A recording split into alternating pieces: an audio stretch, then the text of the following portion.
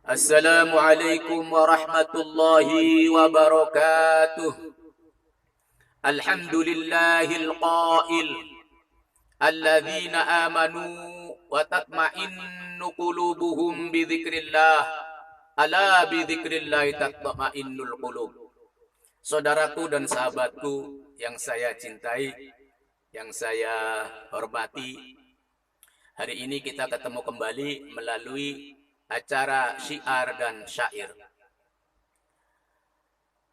Saya akan menyampaikan sebuah makalah dari sahabat Nabi yang bernama Ibrahim An-Nakhai.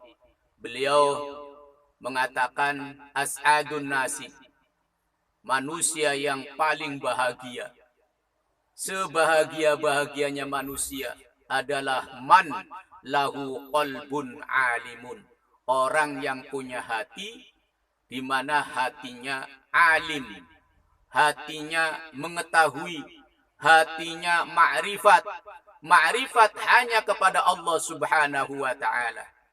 Mengetahui posisinya seorang manusia itu punya hati, hatinya itu hanya ada kebesaran Allah Subhanahu wa ta'ala. Tidak ada makhluk, tidak ada benda di dalam hatinya yang dibangga-banggakan, tapi yang di dalam hatinya adalah hanya Allah Subhanahu wa ta'ala. Itulah hati yang alim. Kenapa? Karena Allah Subhanahu wa ta'ala maha cemburu. Hati itu adalah tempatnya Allah Subhanahu wa ta'ala. Namun kalau tempatnya Allah Subhanahu wa ta'ala diisi dengan kebesaran makhluk ataupun juga dengan kebesaran benda yang dibangga-banggakan dalam hatinya, maka Allah Subhanahu wa ta'ala tidak akan mau masuk ke dalamnya. Diibaratkan sebuah kandang, entah itu kandang ayam, entah itu kandang kambing. Apabila sebuah kandang, yaitu kandang ayam, yang di dalamnya ada seekor musang, maka apabila kita mau memasukkan ayam ke dalamnya, jelas ayam tidak akan mau. Maka bagaimana caranya kita memasukkan ayam ke dalam kandangnya? Musangnya dikeluarkan dulu, baru ayamnya dimasukkan. Pasti mau. Begitu juga kandang kambing. Kita memasukkan kambing, di dalamnya ada macannya, ada singanya.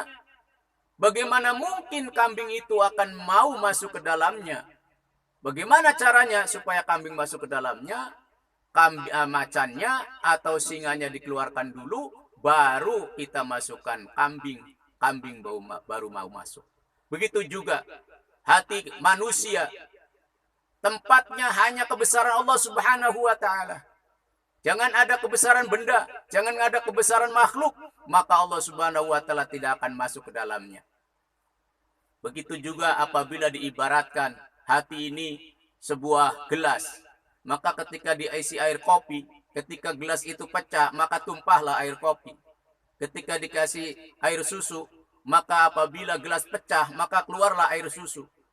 Begitupun juga ketika diisi air teh, ketika gelas itu pecah, maka yang keluar, yang tumpah adalah air teh.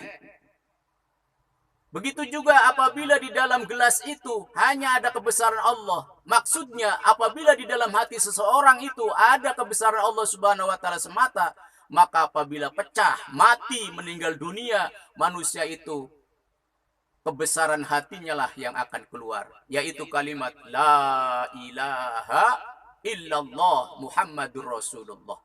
Begitulah hati yang ma'rifat, hati yang alim, mengetahui posisi hati itu adalah tempatnya Allah Subhanahu wa ta'ala. Jangan dicampur-campur dengan yang lain. Manusia yang paling bahagia yang kedua adalah yaitu wabadanun sabirun. Dia punya badan, tapi dia punya jiwa. Jiwanya yakni punya sifat sabar. Itulah kebahagiaan manusia. Puncak hatinya hanya ada Allah, badannya, jiwanya penuh dengan kesabaran. Diuji dengan apapun dia tetap sabar. Yang namanya sabar itu tidak ada batasnya. Sampai akhir hayat kita tetap mesti harus sabar. Apapun yang datang ujian dari Allah Subhanahu wa taala, maka kita mesti harus tetap sabar. Sabar itu ada 4. Arba'u asya'a, as-sabiru arba'atu asya'a. As-sabru arba'atu asya'a. Sabar itu ada 4 perkara. Yang pertama, as-sabru 'alal musibah. Sabar menghadapi ketika diberi musibah oleh Allah Subhanahu wa taala.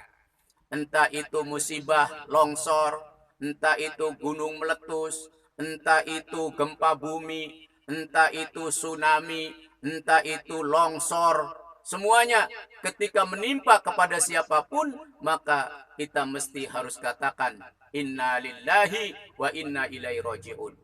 Saya milik Allah Subhanahu wa taala. Dan hanya kepada Allah Subhanahu wa ta'ala kita akan kembali. Maka sifat sabar itu akan datang kepada kita.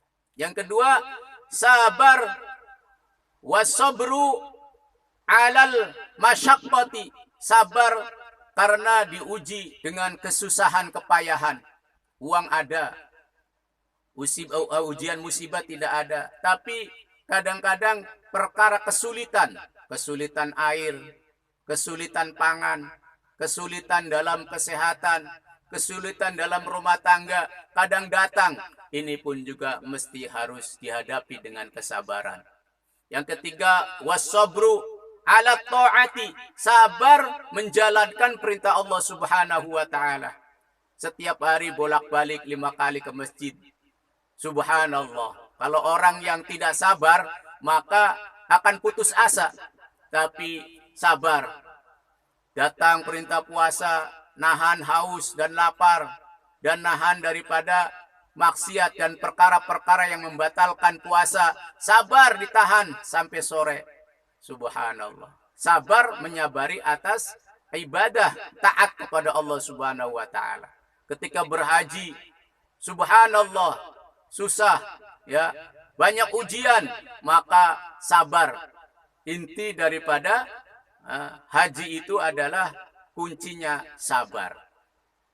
Kemudian taat-taat yang lain pun juga mesti kita dihadapi dengan sabar. Yang keempat, wasabru 'alal ma'siyati, yaitu sabar menghadapi maksiat. Ya, kita kadang-kadang berhadapan nih dengan maksiat. Lewat di suatu tempat, yang tempat itu mengundang daripada kejahatan, mengundang birahi. Nah, ini kita pun juga mesti harus sabar. Ada perempuan begitu cantik, Masya Allah.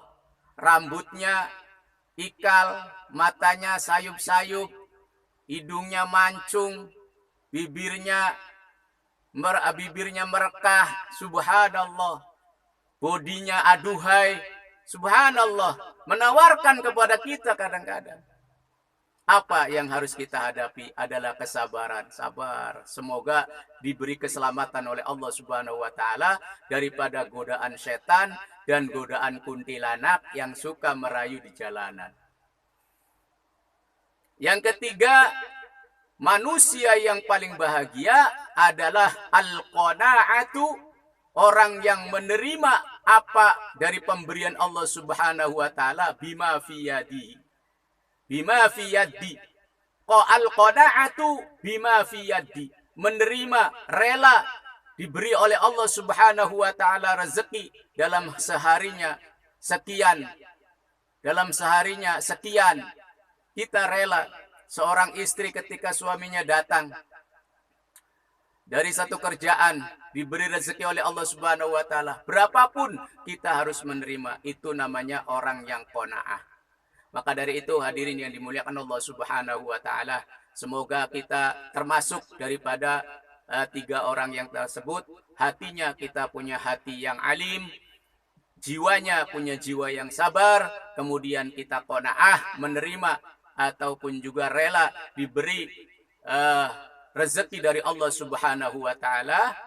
Setiap harinya berapapun yang Allah berikan kepada kita, kita menerima ikhlas, semata-mata ini datang dari Allah Subhanahu wa taala. Yuk kita bermunajat lagi kepada Allah Subhanahu wa taala agar senantiasa kehidupan kita diberkahi oleh Allah Subhanahu wa taala. Ya Allah, ya Allah, ya Allah, ya Allah,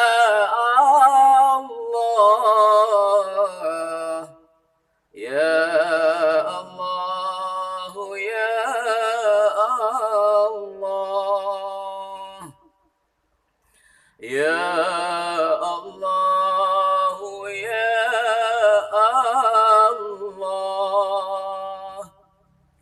ya Allah, ya Allah,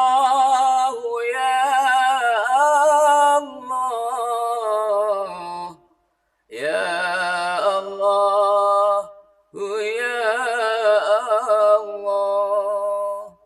Demikian saudaraku dan sahabatku, acara syiar dan syair pada hari ini. Semoga Allah Subhanahu wa taala memberkahi kita, mengganjar kita dengan ta'lim-ta'lim kita, dan juga Allah Subhanahu wa taala ampuni dosa-dosa kita. Subhanakallahumma bihamdika asyhadu an la ilaha illa anta astaghfiruka wa atubu ilaik. Wassalamu alaikum warahmatullahi wabarakatuh.